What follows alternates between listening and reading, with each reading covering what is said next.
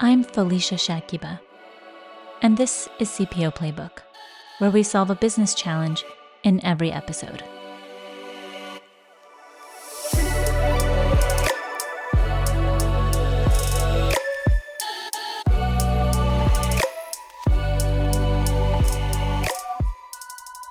Today, we're addressing an issue that's keeping many business leaders up at night: the growing hesitation to make bold decisions amid rapid technological shifts and economic uncertainty. With AI advancing at breakneck speed, organizations are caught in a cycle of analysis paralysis, fearful of making the wrong move, yet equally fearful of standing still. This caution has led many leaders to pause on hiring and innovation, hoping for stability that may never come. To unpack this, we have William Tincup, a thought leader in talent acquisition and a candid voice on the state of HR. He's here to offer a unique perspective on why this hesitation could be the biggest risk of all, and to share actionable insights for moving forward with confidence. William, it's wonderful to have you here. We should have recorded the pre-show. That's my I only know. regret. My only regret in life. We should have recorded the pre-show. Thanks for having me on, Felicia. I appreciate it. Oh, William, it is fantastic for you to be here. It's just an honor. You are definitely a thought leader, and I'm really excited to get into it today with you. Well, the definition of a thought leader in our industry, there's a low threshold. And I've always struggled with the thought leader because most people are thought followers. Someone else will say something like Josh Person or Jason Ambrook or somebody, Marcus Buckingham, will say something. I'll be like, yes, I agree with that. And then they will then cut a path, right? Right. I think for me, the definition of a thought leader is you have to say something that people disagree with. That initially, you have to say something so bold that people initially are like, yeah, that's not right. Or I don't believe that. Or I can't think that way. And then they come around. You have to actually be leading. Like the idea has to be so In the unique sense. Right. in a unique sense, it has to be ahead of where people are currently. But in our industry, people don't think that way. They just think, oh, you blogged about something and you blog a lot, so you're obviously a thought leader. No, you're a blogger. And that's cool. Like, no hate for the people that write or whatever, but like to actually be a thought leader, you have to have something that's ahead of people. And again, initially, generally speaking, people are off put by what you say. Yeah. Well, I'm going to steal that from you and talk about that in my As you should as a thought leader. right. So, Oh, we're off to a great start, William. it's just that it's what it is. Yeah. No, you're good. Yeah. Yeah. No, I love it. And I'm really excited to kind of get into this topic with you today, because I think that you've also met with a lot of people, and you've kind of heard on your own podcast, Yep. What's going on in the world. And so you had mentioned that many leaders are really waiting for stability and predictability before moving forward on their AI choices, particularly. So how did we reach a point where so many organizations feel stuck in this analysis paralysis? Like, what do you think is driving leaders to be so cautious right now, especially given the urgency Yep. of keeping up with AI Right. and digital transformation? They want to get it right. And there's no such thing as right. And so if you use the analogy of the internet, when the internet came available, a lot of people used the internet in the mid-90s, but they used a fraction of the internet, message boards and other types of things like that. When it became commercialized, people just threw stuff at it. Like, can it do this? Can it do that? Can it do this? And they took risk. And that wasn't just practitioners, that was investors and companies, startups. And so you didn't have as much of the analysis paralysis because it was just let's experiment. Can we sell dog food over online, and is that a good idea? And so what we've learned with this thing 20 something years later is we've been marketed to for the last 5 years about AI. We've been using AI for much longer than that, but people, especially in HR and talent acquisition, they feel like there's a right. I want to get it right. And that's what's held up this belief of implementing something. And you know what? If it doesn't work out, try something else. Experiment, which is what well, if we could learn something from marketers, that's what we would learn is A/B Yeah. testing and being agile. We just, okay, we'll try it out. Okay, yeah, that didn't work. Okay, good. Like, and this is well, it might even be years ago now at this point, but Amazon rolled out a hiring kind of a persona-based matching bit. And, it came back as, let's all hire all white males. Alright. So, clearly bias and clearly a misfire. And then they came out and said, "We're gonna take it down and, our bad." The fail for me in that is they should have said, "You know what? It has our biases. Of course it says white male. Of course it does this stuff. We're gonna fix it. We're gonna tweak it. We're gonna calibrate it. We're gonna keep tinkering with it until we get it right." And they didn't do that. They basically said, "Yep, it's wrong. We'll never do it again." They just ran from it, and it's like they had the opportunity to teach everyone, "Yes, of course this is wrong. Let's get it right. Let's calibrate, recalibrate." That recalibration process with AI, that's never ending. You're always looking at the algorithms, you're auditing your algorithms, you're making sure that it's doing what it's supposed to do. That never ends. And so the idea of as a leader to then think that there's gonna be this magical moment where it's right, there's no such thing. So that's why we have some of the analysis paralysis. When we're dealing with people, people's careers, people's lives, there's a big impact in getting it wrong, right? Yep. From your perspective, what's the real cost of hesitation? How are companies missing out by not moving forward decisively? Well, let's just use talent as an indicator. Those that interact, with talent on the let's say, the internal mobility side and on recruiting, so both sides. The candidates move faster than we do and have for years. And so a lot of it comes down to their smartphones, right? When you text me, the expectation is that I text you back, even if it's a text that say, "Hey, man, I'm in the weeds. Can I talk to you tomorrow?" Etcetera, that bit. But you expect something back. By not using AI now, you're losing those candidates. Those are candidates where there was a moment of attention, they somehow caught it, and then they hit a button, did something, and then they moved on, and you didn't capture that moment of attention. And so and this is also true with internal mobility, where people are thinking about there's a job open, and they're automatically Sally is excellent at that. Let's at least ask her if she would like to do it, put her name in for it or etcetera. But we've got to be able to have that matching. We've got to be able to know that Sally's competent, all that type of stuff, performance related, but we also need to know her interest.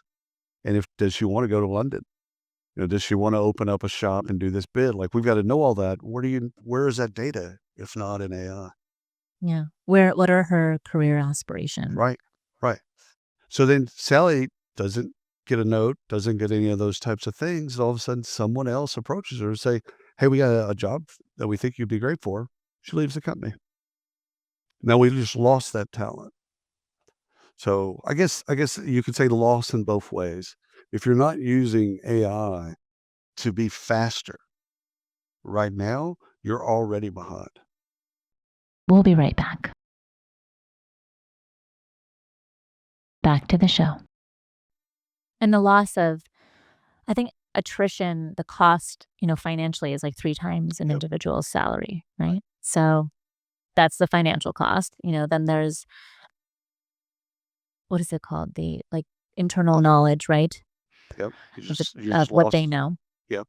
An opportunity cost of the time in between that person leaving and a new person starting, not just starting, but getting to a place where they're competent and adding value. That quality of hire metric, I think it's a great metric. So I think quality of hire, the way that people have conceived it might be a little bit wonky, but I like the idea of connecting what happens on the candidate side to performance.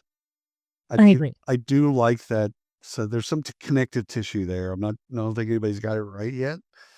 I think it's easy in sales, much harder in something else. Like sales, okay, how long did it take for Melissa to get from source of hire all the way to her first deal closed? Right. But like, okay, well, what do you do with positions that aren't revenue facing or like that?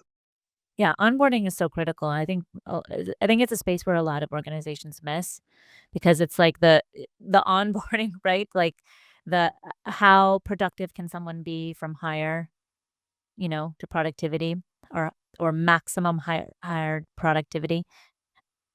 And it's that much time with that many candidates, like the multiplier is so big. Well, the albatross hanging around HR's next is treating everybody the exact same. And so with candidates, understanding how they like things, meeting them where they are. Okay. So you could take some of that stuff that's pre-boarding and after they sign the offer letter and shoot it to them and like, hey, whatever you want to do, if you got questions, we got a chat bot that will answer those. If you need to triage it, we'll get a person on the phone, whatever you need. You just get this out of the way before we get into work and let's make work onboarding fun. Yeah. Getting to know people and, like all of that stuff, even in a virtual remote environment, like you could do all the fun stuff in onboarding. And oh, by the way, onboarding is something that lasts forever. It's not what we probably grew up with. I'm older than you, but basically I just made you older. So so the thing is like you're always in this mode of recruiting the person that you've already recruited. Because if you're not, someone else will. And especially if they're talented, they're gonna have options. So you're never not onboarding. Now the binder or the one-day seminar, the little whatever the bit is that we used to do, yeah, that's destroyed. And COVID actually did, thankfully, it's a silver lining of COVID. COVID actually helped move that 20 years in advance, where they basically said, "Yeah, you don't have to go to the room and watch a video and do all that stuff. Yeah, we'll do that because some of the policies and the compliance stuff has to be done." Okay, fair. But how can we make onboarding enjoyable for the person? And I think that and this is true of a lot of HR, is they cookie cutter it. So they create one and they basically say everybody has to be onboarded in this way. Mhm. And they don't. Yeah.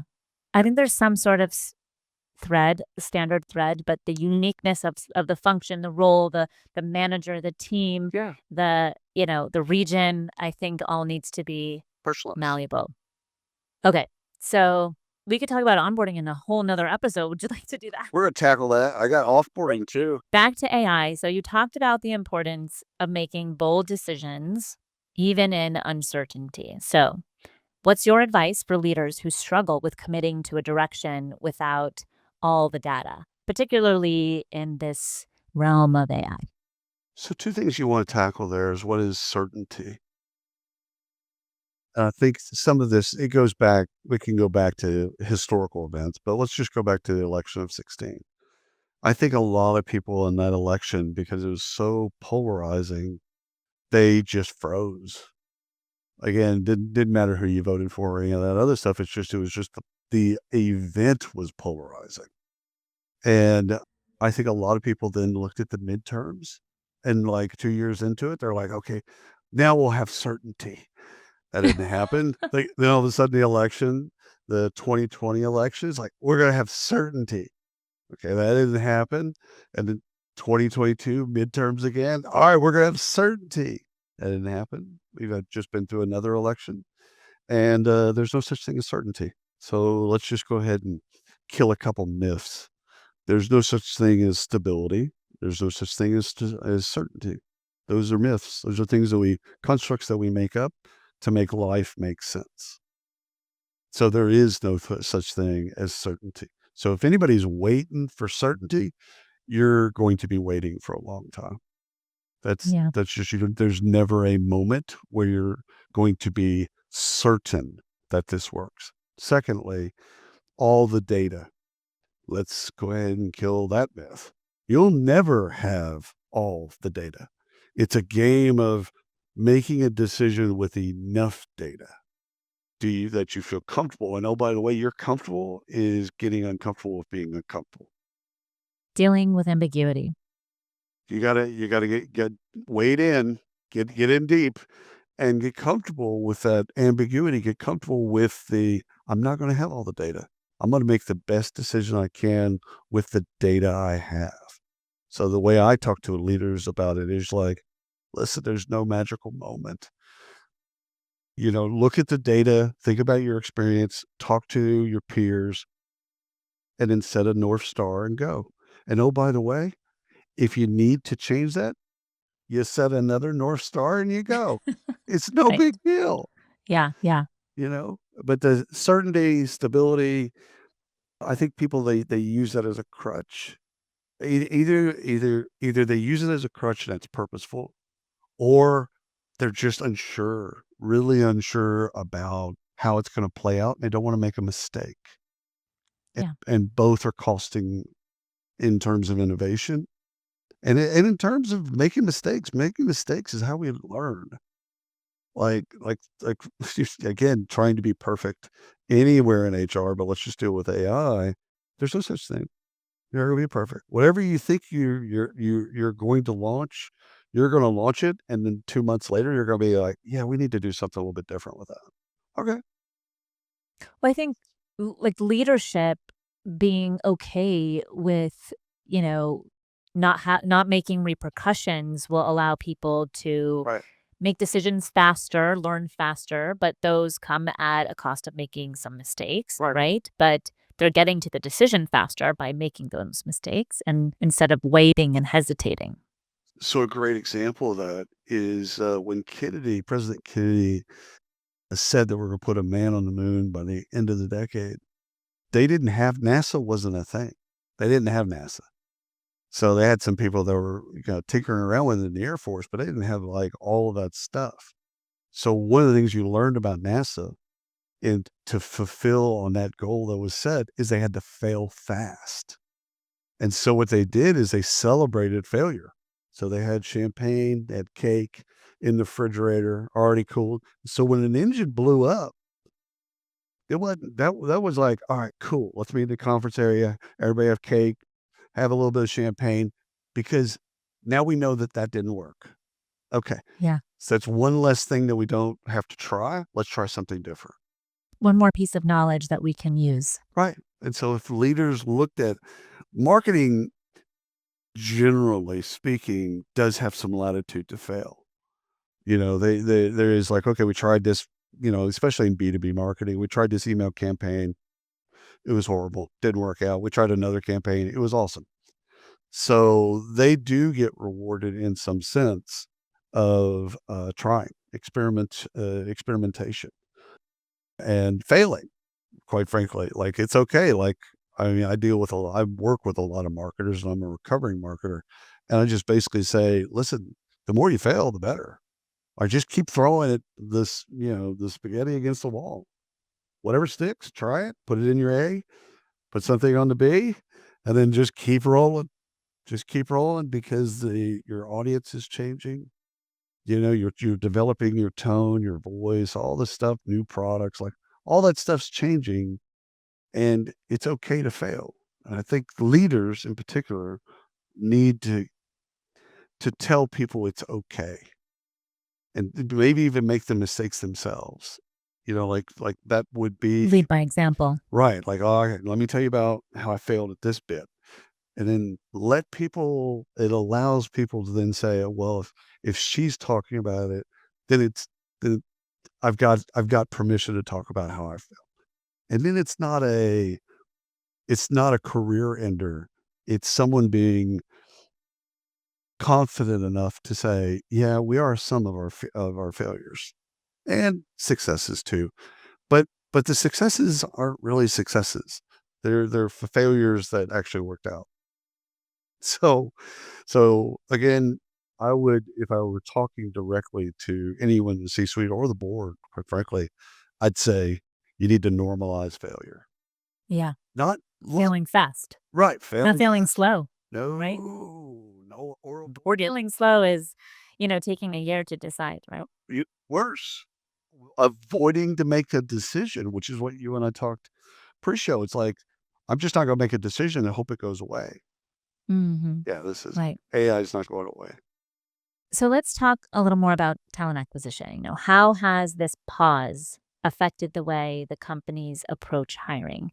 And what might they be missing or holding back? Well, you got, great technologies now in matching, skills-based matching or otherwise. You got great tools, AI tools in finding, so sourcing. So you can find the talent, you can match the talent in a pretty good way. There's still a moment of humanization. So the way I talk to TA leaders is your sourcers and some of your recruitment marketers, some of the position players that you had, it's not like you don't need them. You need them. You need them to be doing different things because the audience, i.e., candidates, need something different from them. And in this case, they don't need you at the beginning. They need you at the moment of when they're really serious and you're serious, and you can have a call with them and tell them a little bit more about the team, the project, kind of sell the company and the bit, and then get to know them. And again, that moment of humanization, there's only so much the technology is going to give you. Getting on the phone, getting on a Zoom, getting to know somebody without the pressure of trying to, I don't know, be perfect. Like, just that's where I think recruiters flourish. So if you can take away a lot of the low-hanging, low-value stuff that they do and get them into a position where they're talking to candidates, they're just like, "All right, tell me a little bit about what you're trying to achieve. What are your values? Tell me a little bit," and then ask me 100 questions. Yeah. What is a hiring manager like? What's the team like? What projects am I looking at? Like, all that stuff to where it's already been a good match technically, Right. but the human then can add on top of that, can add the spice of, okay, this is not just good a technical match, it's a really, really good match for both parties. You mentioned that hiring for adaptability, I would say, is really more important. And so, how can organizations shift their approach to prioritizing, agility over traditional experience? Yeah, some of that's personality, and some of that is you could do it with simulations. Oh, I like that. So you can do it in scenarios and simulations and put people through those types of things where they don't have all the data and they have to make a decision. And so you can kind of test for it, if you will, but you need adaptability, you need ambiguity, you need people that can be adaptable. And it's not just for the sake of those things, it's for the sake of work going forward is moving faster. And so you need people that can consume change faster. Like all human beings hate change. There isn't anyone out there that's like, change everything every day. I love change. I do. I Every do. day, every day. Like, I mean, is that uh, ficus tree? Is that going to be on the other side next tomorrow?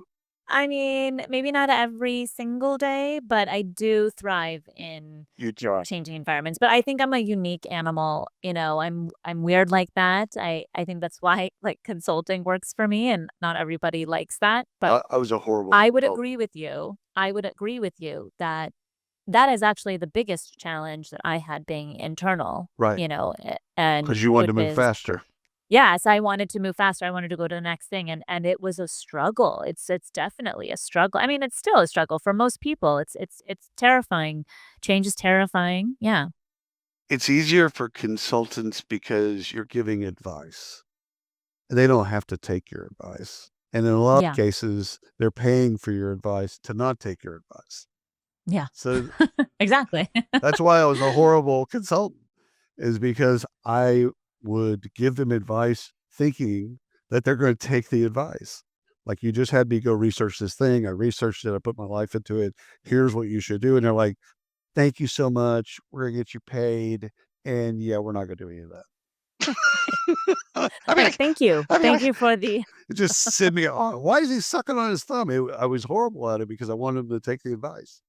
So yours is more, your pace is quicker than the pace of corporate in a lot of corporate environments. Your pace would probably be better suited, if you would ever do it, to startups. Why adaptability, agility, dealing with ambiguity, all of those types of things is because the world is moving faster than it once did. So settling in and going, okay, you're going to be an account manager and this is what you're going to do. And every day is going to look the same for, 6 months or 9 months, whatever. Yeah, that's over. Mm. So you have to have somebody that, no, tell them that and say, okay, well, you're going to be doing this until the things change and you need to be retrained and deployed in a different way. So it's making sure the candidate understands it, making sure that the hiring manager understands, team understands that the ground beneath you is shifting all the time. That's just basic geology. So it's always changing. This is not that. It's happening faster. And so you have to have a team of people that can move with it as opposed to entrench themselves in the way they used to do it. And so you need less people that are kind of, this is the way we've always done it. This is the way that right. we do it. You need more people like, if we weren't doing it this way, how would we do it? Right. Recalibrate. Sorry, I interrupted you. No, no, no, no. I have so many questions for you. That's all. And I'm a horrible guest, by the way. No, you're not. No, I'm a horrible guest because I'm used to being a host or co-host. So I'm used to asking questions. Right. So then now I'm on the other end of the firing line. I'm like, I don't know if I like this. Anyhow, go ahead. You better like it because I'm gonna ask you to come back. So or get used to it. You have to change, right? You have to adapt. Yes. Speaking of, yes, I did. Speaking of, Speaking of, go ahead. we'll be right back. Back to the show. What do you see as the biggest challenges for leaders in embracing AI without getting overwhelmed?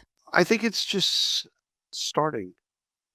I think that's the biggest challenge is just start in your own life. Like the thing is, so I do this bit. So first of all, Google Maps, it's all AI, right? Like you use Google Maps, you get in your car, you use a navigator, and it tells you where the traffic is and all that stuff. That's AI. So you're a consumer of AI already. Alexa and Amazon, the request, that people bought this product, also bought, that's all AI. So you've been dealing with forms of AI forever. So like you don't have to be terrified of it, but you need to start. And so like the University of Texas has a master's degree program for AI. It's $10,000. It's a year and a half. So if you want to like throw it down and go, you know what, I actually need to learn this stuff, you don't have to be a programmer to learn AI. Mm. So start somewhere. If not educational like that, you can do things on YouTube, Khan Academy. Just learning how algorithms work would be useful. I think an easy access point for executives and leaders is something like ChatGPT, Gemini, those types of consumer products where you learn how to ask questions. You learn how to be a prompt engineer without calling it prompt engineering. And I think that's where you just start. Like the first thing I asked when ChatGPT was like the day it launched. The first thing I asked it, I was like, write William Tincup's obituary in 500 words or less. Oh, stop it. Swear to God. First thing I did. And it just goes through it and it's just getting all this data from public, right? At 98% spot on. And it was written like an obituary. It is with great sadness that we announce. No. I swear, Why couldn't you just say bio or not obituary? no, because I think one of the best things you can do. Now this well, just as a side tangent, if you when you're really serious about a candidate, really serious, have them write their obituary. See what they want to accomplish in their life. I got you. It's a wonderful hack. It's a little dark, totally get it, but it's a wonderful hack because you see them. You get to see what they've accomplished, what they feel they've accomplished, and then what they would like to accomplish, to be known for, legacy, family, whatever like, you get to see into their mind. It's beautiful. Anyhow, so it writes the obituary. I turn around and say, "Okay, now write that obituary in Richard Pryor's voice." And and at the time, it wouldn't do it because it came back and said, "Death's not funny, and so we can't make the obituary funny." Mhm. It's since changed, by the way. So you can actually go and write your obituary and write it in whatever your favorite comedian is. You can write it in their voice. So tell me more about what strategies that you've seen work well in encouraging teams to really take risk and make decisions quickly, like even when there's no clear answer. My favorite bit that I've seen is kind of a leaderboard where people discovers they're encouraged to discover new AI tools. So a new AI newsletter, a new tool, and they're encouraged, like in a team meeting, like, okay, by the time we get to next Tuesday, everybody come with their favorite tool. What's your favorite tool? And it's show and tell so that you can move everyone's literacy, AI literacy up. So listening to AI podcasts, consuming AI content, in all kinds of forms that you can get to it. But where I've seen it actually with teams work best is you enable everyone to say, yeah, go out and find some cool stuff and then come back and then teach us that cool stuff so that now we know it. And now we'll just kind of keep building on that. But in practicality, how often are we doing that, right? Are we doing it once a month, once a year, once a week? Once a How many week, people are, once a okay? week, once a week. Once a Yeah. week, 30-minute meeting Yeah. within your Show and tell. immediate function. Show and Show and tell. tell. I like that. I found a thing that puts memes inside of historical paintings. All right. Like there's no wrong because at one point you might need to access that. And so you can remember back, and a lot of people are recording these so that they now have a library, a content library of AI tools. So if they Yeah. can't remember that one, they can go back into their CMS or LMS or wherever they put that content, they can go and find it. And the tools are happening. That's why you don't want to do it once a month or once every 6 months or whatever, once a quarter, is there's probably 1,000 AI apps or tools being launched a day. Yeah, I'm gonna say, I'm like, at least. So, like, you go to Product Hunt, and it's you can't keep up with it. No one can. So I think as a team, the leader could probably say, "Okay, we're looking at performance. Let's just think about performance and the intersections of performance and AI. Go find anything that's relevant to that." But I think also, coming from like my point of view, like how do we actually implement these things? It really should be based on the business need, right? I mean, Yeah, that's great to have these right, ideas flourishing. right. They're creative, they spark other ideas, constantly coming in, but there's only so much we can go after as a business. Like we have to prioritize, right? Or we can't wrap our head around anything. And so having like an AI show and tell of solving a specific business problem, I think would be really cool. And making it fun.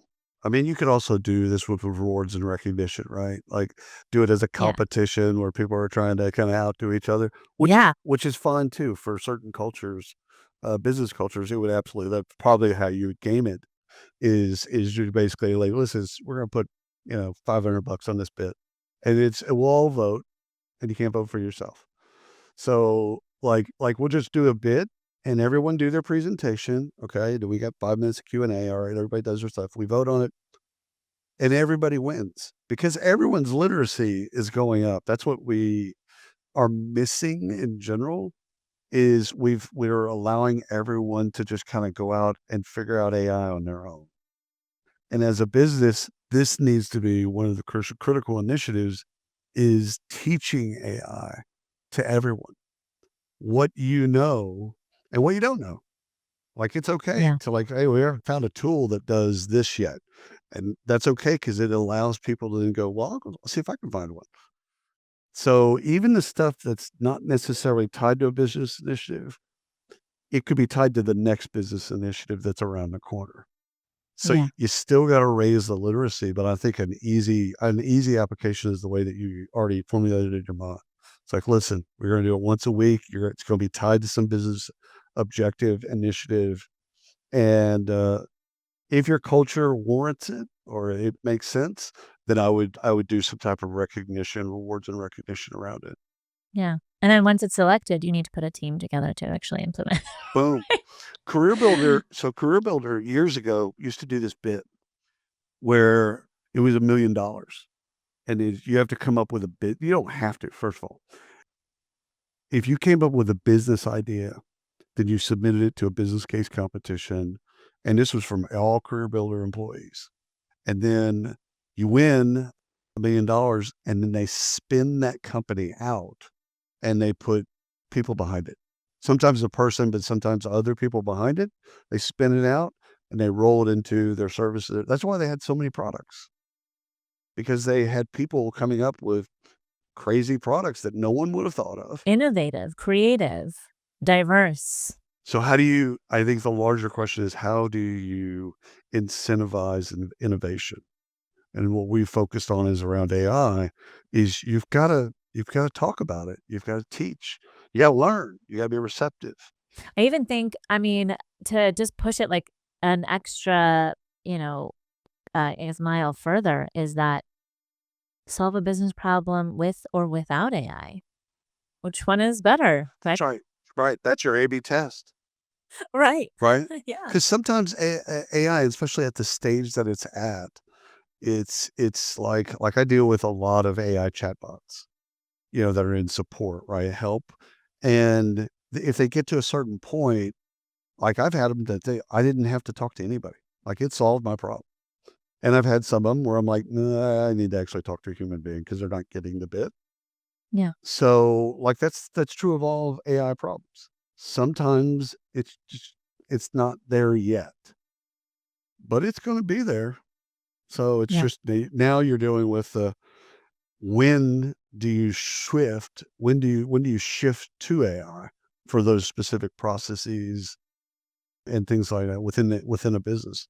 And you're always evaluating. You're always looking at that to see, where is this going to automate something that needs to be automated, augment something that needs to be augmented, or just completely tear it down and build it over again. Yeah, exactly. Right. William, we are out of time. I What? feel like I know. I feel like our episode could be like 3 more episodes. Joe Rogan style? All I'm right. I'm gonna invite you back now, live on the show, because Happy I to. feel like this conversation is not over. We have more to do. So, thank you for being here. Thank 100%. you for your presence, your knowledge that you've brought to the show. Well, thank I you for can't wait to having me. have you on again. So I've already committed you to this. I understand. Oh, yeah, and oh, by the way, we are very happy to be joining the network, That's right. Work Defined Network. So CPO Playbook is now on the Work Defined Network with William Tincup leading the charge. We're very happy to be part of this family with you. We're We're happy to have excited. you. Yeah, and it's gonna be a blast. It is gonna So be a thanks blast. again. Well, thank you for joining. Thank you for having me as a guest, and also thank you for joining Work Defined. We appreciate it. Our pleasure. If today's episode captured your interest, please consider sharing it with a friend and leaving a review. To learn more about how CPO Playbook can support you or a leader you know with executive coaching or organizational transformation, visit us at cpoplaybook.com. Your support as a subscriber means the world to us, so thank you for tuning in. I'm Felicia Shakiba. Let's connect on LinkedIn. See you next Wednesday.